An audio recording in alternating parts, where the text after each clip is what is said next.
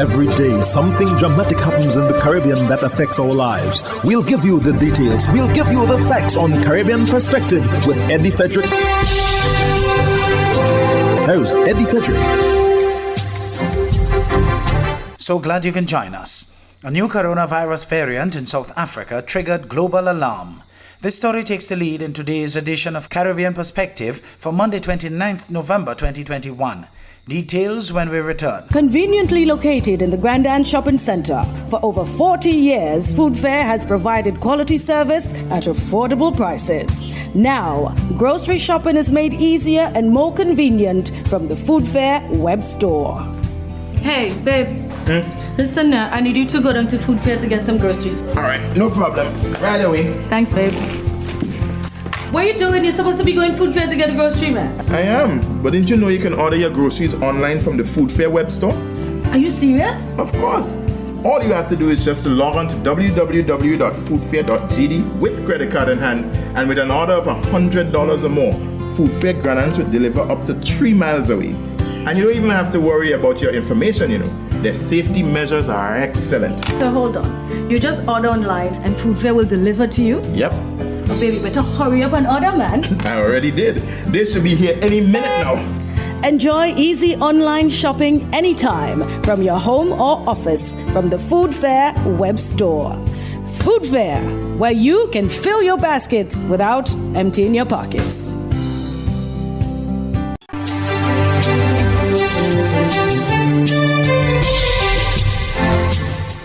Welcome back. The discovery of a new and potentially dangerous variant of the coronavirus triggered a global alarm on Friday last.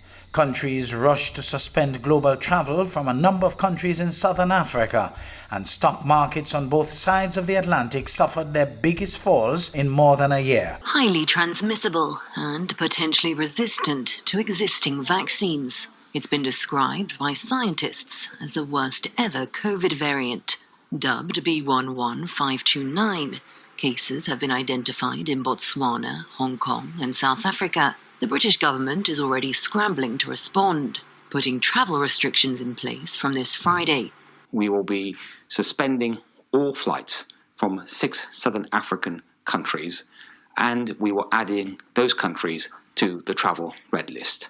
Those countries are South Africa, Namibia, Lesotho, Eswatini, and Zimbabwe and Botswana. South Africa is believed to have the largest outbreak. The country has seen a rapid rise in infections, going from around 200 new cases a day to more than 2,400 on Thursday. The first clusters were found in Pretoria and the surrounding area and sprang up from gatherings of students. Scientists are working to see if the new variant is behind the surge. There's worries that mutations in B11529 could make existing vaccines less effective. We see a lot of mutations in the spike protein that might affect how well the virus is neutralized. And they give us concern that these might give the virus enhanced transmissibility. Few South Africans are protected against any variants. Only around 41% of the adult population have been vaccinated, and the number of shots being given daily is less than 130,000, significantly below the government's target of 300,000 a day. Britain has banned flights from South Africa and 5 neighboring countries in response to the news of the discovery of this new and potentially dangerous variant of the coronavirus. It's unfair, it's unjustified. The last passengers were arriving at London Heathrow from South Africa on Friday, after Britain was among countries to ban flights from there and 5 neighbouring countries, reacting to a new coronavirus variant detected in South Africa, alarming scientists and leaders worldwide. The variant has a spike protein that is dramatically different to the original one that vaccines are based on. Researchers are racing to find out if the mutation is resistant to current vaccines. Belgium reported the first known case in Europe, adding to those in Botswana, Israel and Hong Kong. The World Health Organization cautioned against hasty travel bans. But European Commission Chief Ursula von der Leyen said the EU should act now. It is now important that all of us in Europe act very swiftly, decisively and united. The European Commission has today proposed to member states to activate the emergency brake on travel from countries in southern Africa and other countries affected to limit the spread of the new variant. All air travel to these countries should be suspended. Several other countries, including India, Japan, and Israel, also toughened curbs. In Washington, top US infectious disease official Anthony Fauci said no decision had been made on a possible US travel ban, saying there was no indication that the variant was in the United States, and it was unclear whether it was vaccine resistant. South African scientists suspect the sudden spike in infections in the country is linked to the new variant, but it's not clear how far it has spread beyond its borders. South African sport began to shut down on Friday, with the travel bans forcing international rugby teams and golfers to scramble to leave. Antigua and Barbuda government announces travel ban against the threat of the new variant of the coronavirus, as shared by Sir Malwyn Joseph, Minister of Health. We have already taken action, and that is to put a travel ban on several countries, to include South Africa, Botswana, Belgium, and Hong Kong. We also have to look at the reality that we might have to change certain protocols in terms of visitors out of the UK in light of the fact that the Omicron is already in the United Kingdom.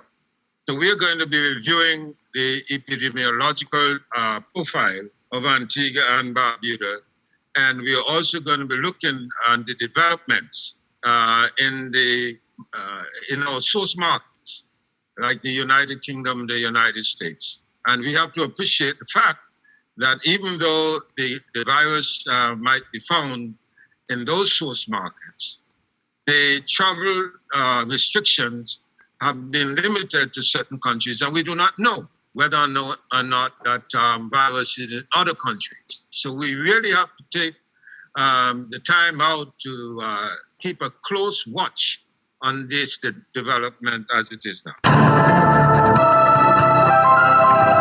The hurricane season is now upon us, so we as Caribbean people need to remember to think safety and be prepared. Avoid venturing outside during a storm or hurricane, especially if there are strong winds. Rooftops and other debris are often blown about and can cause great damage.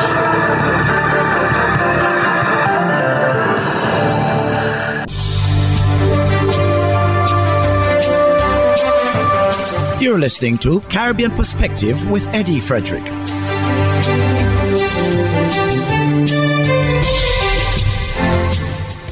Over in Trinidad and Tobago, United National Congress Member of Parliament Dr. Richard Ciceran feels an element that was missing from the Prime Minister's address to the nation on Thursday evening was the concerns of healthcare workers and what is going to be done to prevent a collapse of the parallel healthcare system. Alicia Boucher of TV6 News has more in this report. Speaking on TV6's Morning Edition, Dr. Richard Ciceran referred to the COVID-19 virus as a formidable foe, especially amid a new variant found in some African countries, which Prime Minister Dr. Keith Rowley stated might even be vaccine resistant. Dr. Rowley, I expected him to explain to the nation how he would deal with the upcoming collapse of the healthcare system. He spoke that the parallel health system is on the brink and doctors are severely stressed. Nurses are burnt out, and we actually have cases of some nurses dying from COVID-19. So I would have liked to see him address the concerns of the healthcare workforce. Dr. Ciceran said he is still waiting on a booster shot, but at this time, TNT continues to stick to WHO guidelines for which boosters are not recommended. He believes a different approach should be taken with regards to the adult population, especially because of the Delta variants. In cases such as this, where we are in a severe public health crisis, we do not necessarily have to follow everything the WHO says. And as a nation, as a sovereign nation, we should be making decisions for the best outcome of our citizens. Shots for children under the age of 12 is a controversial topic, but definitely boosters for those that are fully vaccinated over the age of 18 is something that we should consider right now. According to the MP, more vaccines should be procured to prevent a shortage, even with an administration of booster shots. But amid vaccine hesitancy in TNT, Dr. Cicharan is placing hope for alleviating the situation on COVID-19 antiviral drugs, which government has indicated it would be seeking to acquire. The government has to procure these antiviral drugs, and they would put a severe dent into this pandemic early into next year. And I really hope that they have procured additional sufficient quantities of these drugs. Dr. Cicharan is not supporting vaccine mandates, as he maintains it is the choice of each and every individual and should not be forced on anyone, not even by employers who might attempt to put workers in a position of being vaccinated or losing their jobs. Alicia Boucher, TV6 News. A senior Bahamian government official is saying that Bahamians must move on from COVID and learn to live with it. More in this Eyewitness News item. Deputy Prime Minister Chester Cooper noted that the cases continue to decrease across the country, with Bahamians hailing government for a slight return to normalcy. In response to critics, Minister Cooper says government has been very calculated in their response to this pandemic and intends on moving the country forward. This, as he says, COVID will be with us for quite some time.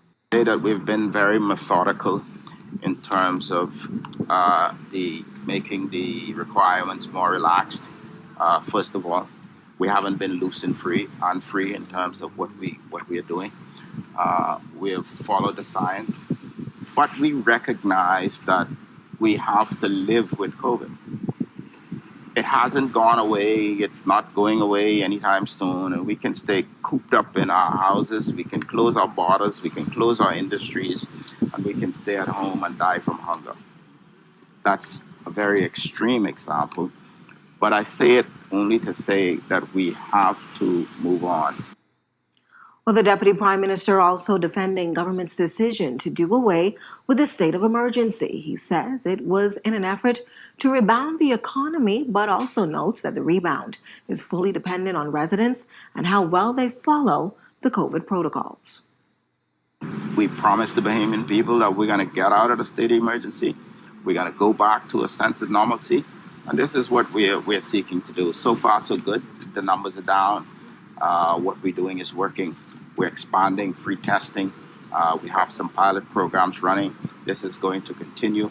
We're going to start a very active public education campaign. We think that's important.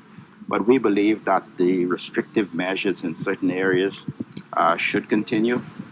We've limited sizes of gatherings. I believe we've limited nightclubs, etc. So, we're making sensible, practical changes. But we have to recognize that COVID is going to be with us for a long time. In other news, 1 week after the Guyana government issues a pay hike for civil servants, President Irfan Ali has found himself pushing back against criticisms he believes to be driven by some union leaders. More in this Newsroom Guyana report. In a scathing rebuke of criticisms of the government's recently announced 7% across-the-board salary increase for public servants, President Irfan Ali on Friday defended the offer and said public servants are better off under his government than they were under the former APNU-AFC administration. The president took particular umbrage to the concerns being aired by union leaders and said they are persons parading as trade union actors, but they are actually political actors driven by an agenda. The president disparaged as far from the truth claims that some $10 billion was set aside in the 2021 budget for salary increase. He said, although the monies were listed under a line item, it also addresses year-round adjustments to wages and emoluments and caters for new employees in the public sector. I appeal to the union to take off their political hat. Take off their political hat and put on the hat of reality, the hat of fairness. And in a comprehensive way, they too should applaud the government. Conveniently located in the Grand Shopping Center, for over 40 years, Food Fair has provided quality service at affordable prices. Now, grocery shopping is made easier and more convenient from the Food Fair web store. Hey, babe. Listen, I need you to go down to Food Fair to get some groceries. All right, no problem. Right away. Thanks, babe. What are you doing? You're supposed to be going Food Fair to get a grocery, man. I am, but didn't you know you can order your groceries online from the Food Fair web store? Are you serious? Of course. All you have to do is just to log on to www.foodfair.gd with credit card in hand, and with an order of $100 or more, Food Fair Granans will deliver up to 3 miles away. And you don't even have to worry about your information, you know. Their safety measures are excellent. So hold on. You just order online and Food Fair will deliver to you? Yep. Oh, baby, better hurry up and order, man. I already did. They should be here any minute now. Enjoy easy online shopping anytime from your home or office from the Food Fair web store. Food Fair, where you can fill your baskets without emptying your pockets.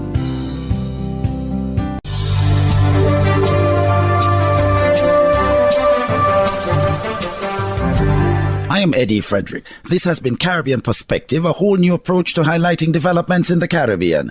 In the meantime, please continue to log on to CaribbeanPerspective.com for more daily news and more.